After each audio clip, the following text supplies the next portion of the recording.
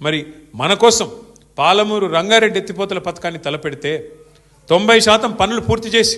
మీ నార్లాపూర్ కాడికే వచ్చి ఒక పంపు కూడా ఆన్ చేసి నీళ్లను కృష్ణా నీళ్లను ఆ ప్రాంతానికి చూపెడితే 2 ఏళ్ళు అయిపోయింది రేవంత్ రెడ్డి గారు వచ్చి 90% పని పూర్తయింది కేవలం 10% మాత్రమే మిగిలింది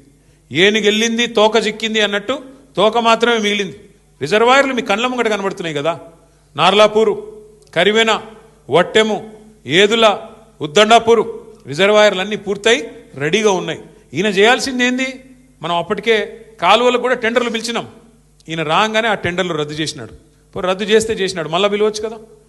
10 పైసలతో అయిపోయేదానికి ఇవాళ పని చేయకుండా ఎందుకు చేయట్లేదు తొందరగా చేస్తే కేసీఆర్కు పేరు వస్తుంది పాలమూరు రంగారెడ్డి కేసీఆర్ గారు కట్టిండని చెప్పి యాద్ చేసుకుంటారు కేసీఆర్కు పేరు వస్తుంది వాళ్ళ పాత బాస్కు కోపం వస్తుంది వాళ్ళ పాత బాస్ ఎవరో తెలుసు కదా మీకు ఆయన కోపం వస్తుంది నువ్వు మా నీళ్ళు ఎట్లా తీసుకుపోతావురా నువ్వు మా చెంచగాడు లెక్క ఉండాలి కానీ పెద్దోళ్ళలాగా యాక్టింగ్ చేస్తున్నావు ఏంది ఆయన కోపం వస్తూ ఊరుకుంటాడా అందుకే ఆ భయంతో ఇవాళ మొత్తానికైతే కాలమూరును ఎండబెట్టే ప్రయత్నం పండబెట్టే ప్రయత్నం చేస్తున్నాడు